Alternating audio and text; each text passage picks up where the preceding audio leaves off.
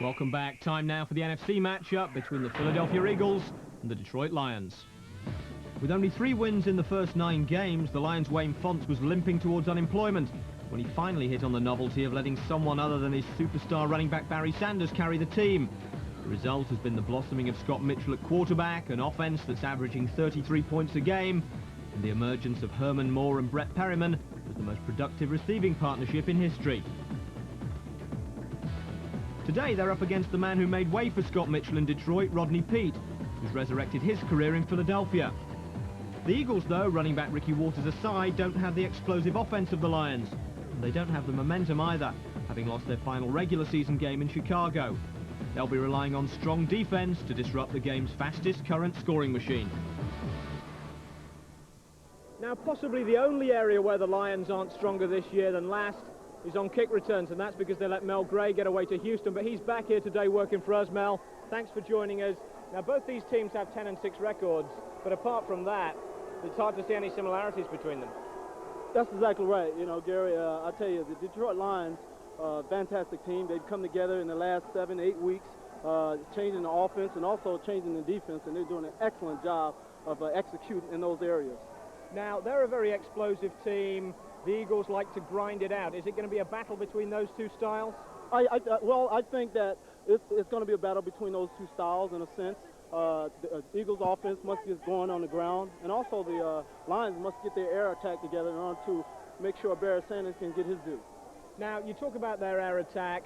Herman Moore, of course, is 6'4", but the Eagles this year have drafted a rookie who's 6'3", Bobby Taylor, and he did a good job against Michael Irvin in the Dallas game, which the Eagles won. He most certainly did. He did an excellent job against Michael Irvin. As a matter of fact, I think they'll put him on Herman Moore today, and it will be a fantastic matchup because Herman is such an outstanding receiver, and they're going to need that guy to get on Herman and do an excellent job against him today. Finally, let's talk about the intangibles, because the Eagles, when you look at them, don't really match up with the Lions on paper, yet they're in the they're in the playoffs with the same record, and I suppose that's down to the coach Ray Rhodes, who is Coach of the Year. Yes, that's exactly right. Ray Rhodes did an excellent job of getting his team ready to go out there on the field. He prepared them well, and it's a matter of those players putting it together, being excited about what they're doing, and going out there putting it together. All right, the ground attack against the air, Lions and Eagles. Let's go to it. We join the game with Detroit backed up at their own 3-yard line after an Eagles punt. Your commentators are Al Michaels, Frank Gifford and Dan Deardorff. Lions pinned deep in their own territory. Barry Sanders tries to give them some breathing room, but not much. Takes it out to the 4-yard line. Barry finished second this season in rushing. Emmitt Smith won the title, and Sanders second with an even 1,500 yards. It's a dangerous guy to have carrying the football, though, close to the goal line. You know, Barry's a big play guy. He had more big runs than anybody in the league this year, but he also had more runs losing yardage than anybody. And, you know, when you're inside your own 5-yard line, that's a concern. I'd still give it to him, man. Lions have already punted twice, second down 10 from the 3. Mitchell, the short drop, then throws to Perryman, and he's ridden out of bounds immediately by Mark McMillan as he gets it up to about the 8-yard line, setting up a 3rd down 5.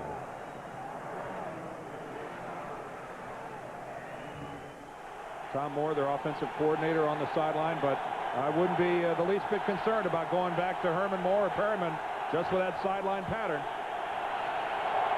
3rd and 5. The Eagles with 6 DBs. And a 5-man rush, and a catch made by Moore. He got position inside Taylor, and Mitchell was right there to gun it into the numbers. First down at the 16. Perfectly thrown ball to Herman Moore from Scott Mitchell. And we watched Scott Mitchell really grow up in the third game, right after the third game against the 49ers, when he really came of age. They shortened up their offense, 3 wideouts, and this is good coverage by Bobby Taylor. That ball is thrown perfectly where only Herman Moore could handle it.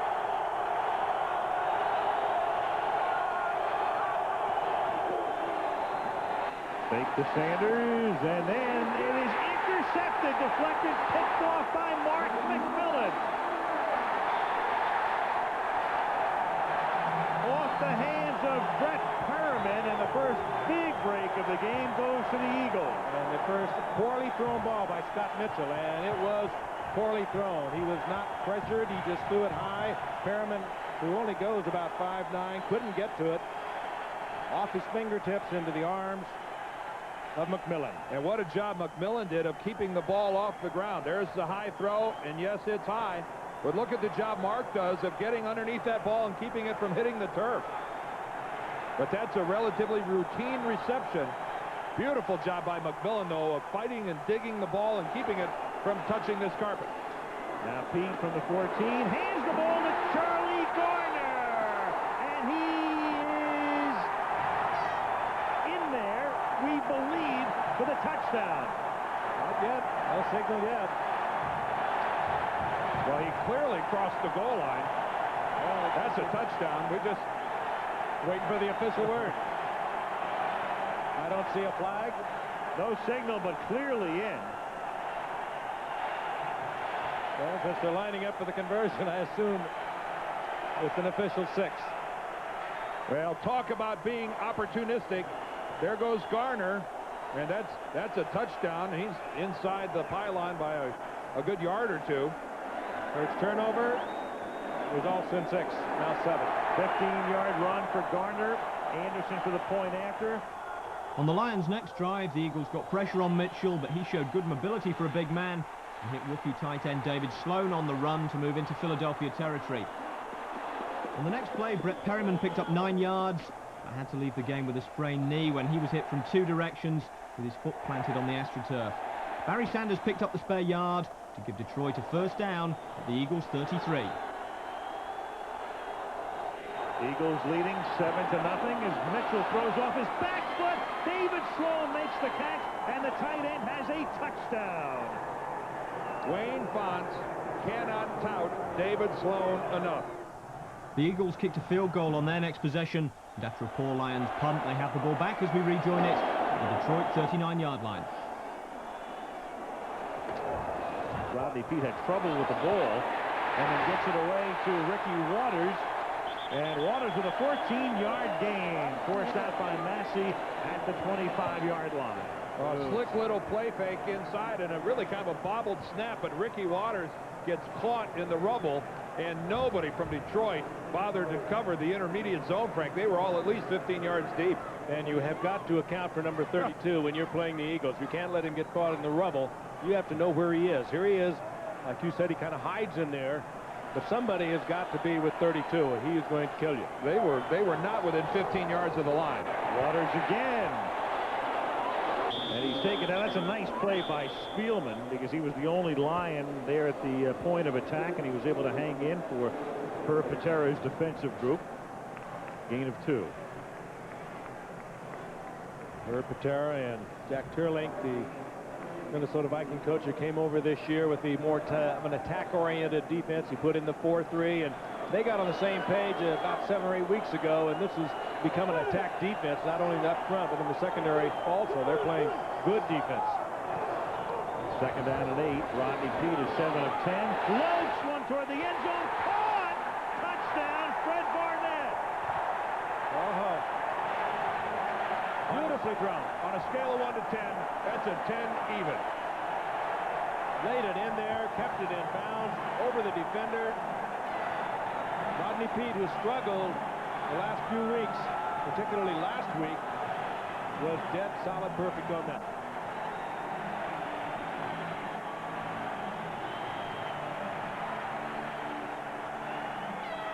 You couldn't have thrown that ball an inch further or an inch closer. Absolutely perfectly delivered by Rodney Peete. Gary Anderson for the extra point. Well, right now, Detroit's defense is reeling a little bit. They need a long drive by this offensive team. And Barry Sanders finds no room at all. Cut it back and ran into Lomas, Brown, and then Thomas and Romanowski take him down. On the road, down by 10 points in a playoff football game. This Detroit offense better go back and take a deep breath in that huddle and figure out a way to come up with a couple of first downs, because they better keep their defensive team off the field for a while.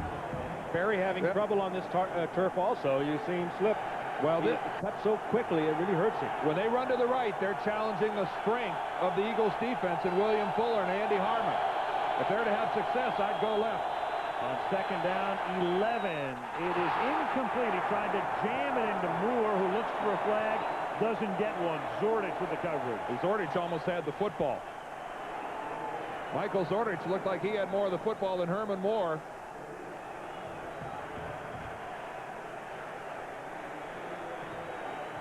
With Brett Perriman out of the lineup, you know the focus is now going to be on Herman Moore. Underneath it's Zordich, and he's all over the ball. Taylor back behind Herman Moore, and I think Herman can get used to that for the rest of the ball game. Third down and 11. Henry Thomas hoping to stay off the field for a while, and if the Lions don't go 3 and out. Intercepted at the 22. Barry Wilburn. Touchdown, Philadelphia. Emmett Thomas, the defensive coordinator of the Philadelphia Eagles, has reason to celebrate, as does everybody at the vet. Remember in the first quarter, and it was overthrown by Scott Mitchell. He tried to bring that underneath, and Barry Wilburn was underneath, and he picked it off. And Jeffrey and Christina Lurie, the owners of the team, celebrate.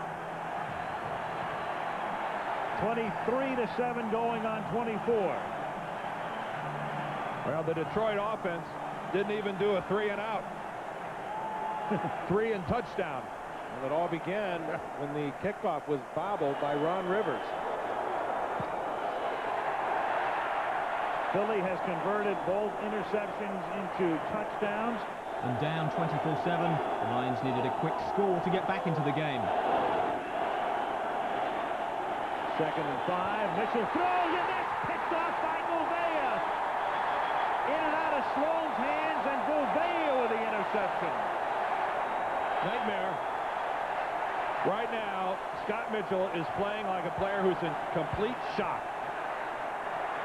It's not an out-of-body experience, Scott, no matter how much you wish that it was.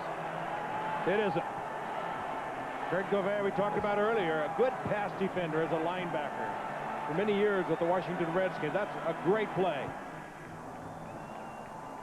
Against his old team, Rodney Peete was looking sharper than he has all season. He hit Fred Barnett again on a quick slant for a first down and drove the Eagles to the Lions' 14.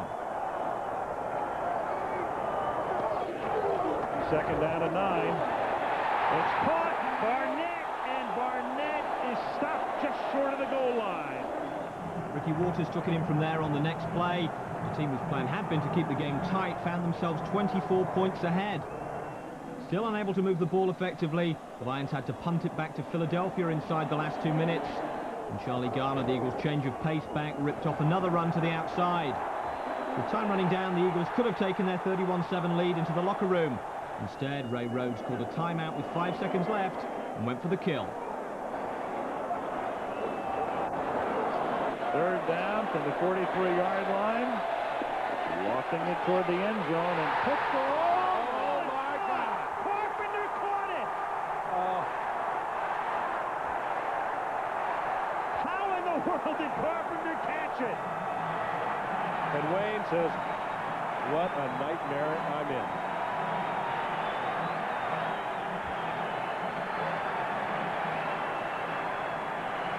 How in the world? 3 defenders were there. 32 is Willie Clay. He's right on the ball.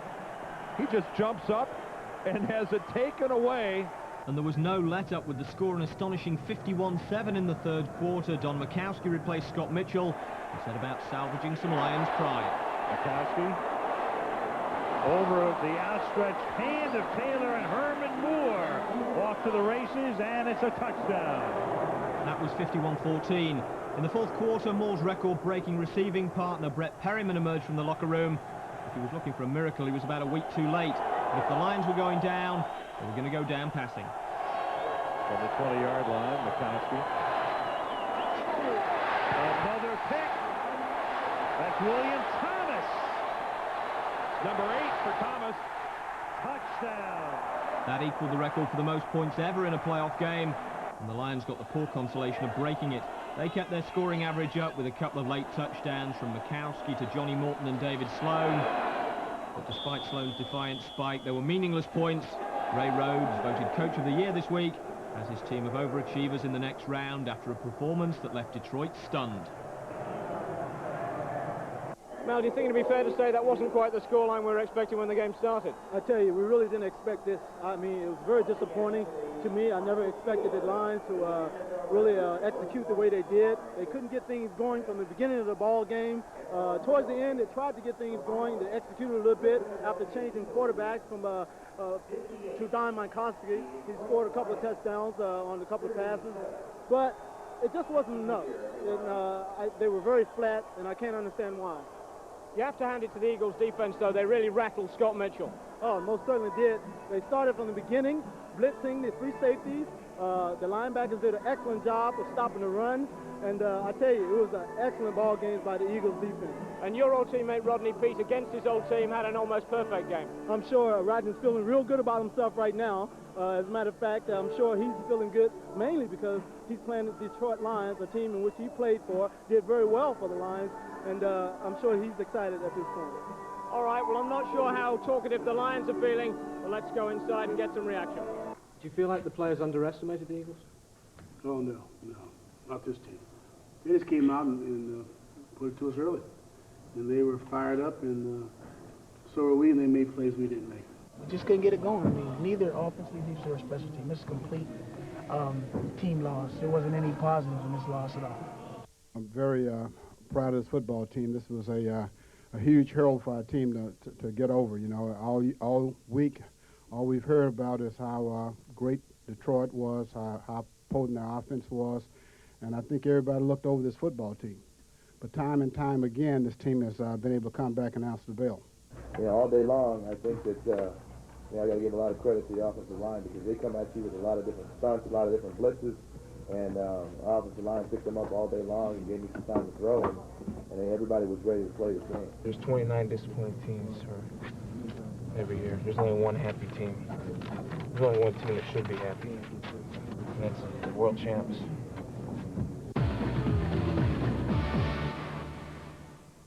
So that's half the wildcard round taken care of. Let's have a look at the remaining two games now, starting in Buffalo with the Bills game against the Dolphins.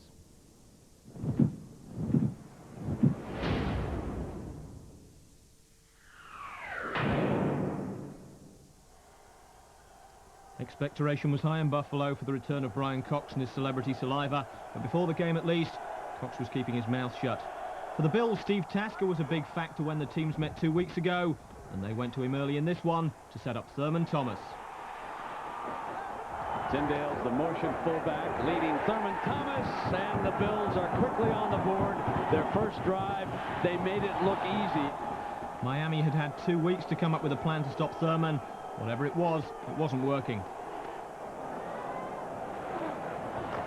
And now they will run Thomas to a huge hole. It's like stealing. Thurman Thomas. Team that runs best normally wins this shootout. And here is Holmes who replaced Thomas. And Holmes battling. Holmes coming back. Touchdown, Buffalo. On the Miami sideline, defensive coordinator Tom Oliver-Dottie was trying to explain it to Don Shula, but he didn't have long. His players were back out on the field shortly after when Marlo Perry intercepted Dan Marino. Marino seemed unhappy with his protection and the call from the sideline. What happened next won't have improved his mood. Kelly goes deep. Tasker got it! Touchdown, Buffalo! 24-0 at half-time, and Don Shula could see the season slipping away. Tom Oliver-Dotti evidently didn't see the down marker, but at least he was hitting something, which is more than can be said for his defense. The Canadian flash breaks open. With the game plan in shreds and the Dolphins sideline in disarray, Marino launched one of his freelance fourth-quarter comebacks, hitting Randall Hill with a 45-yard touchdown pass. Terry Kirby added a 1-yard run, but Miami never got within touching distance, and Marino's record-breaking season ended like this. Hard the right sideline, intercepted, that'll do it. So Miami's Super Bowl hopes get as far as they usually do. Buffalo, the Bills with a record 9th consecutive home playoff win, have already gone further than anyone expected. Brian Cox was just looking to make it safely to the team bus.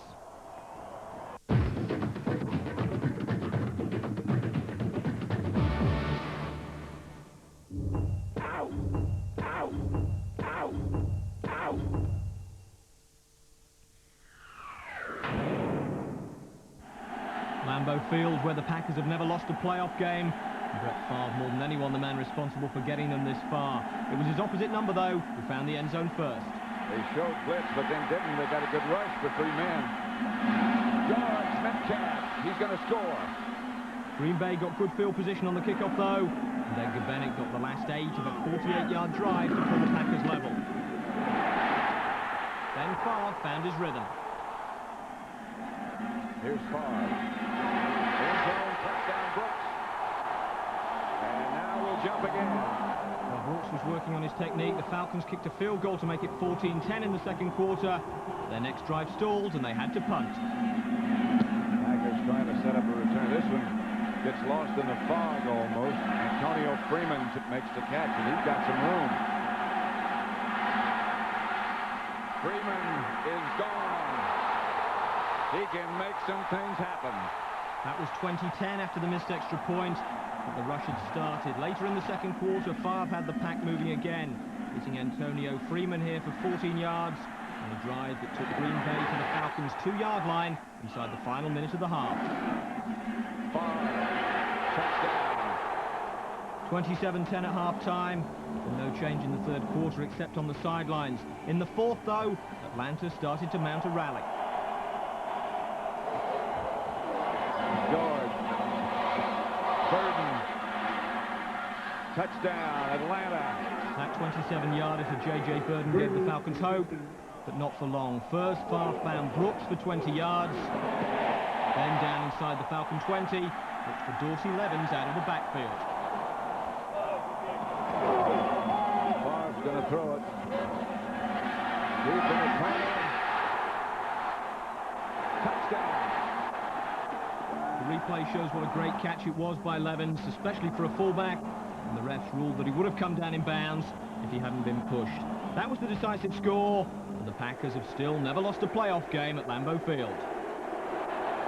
And here's how things are looking for next week. The Colts are on the road at Kansas City, while Buffalo travel to Pittsburgh in the AFC. In the NFC,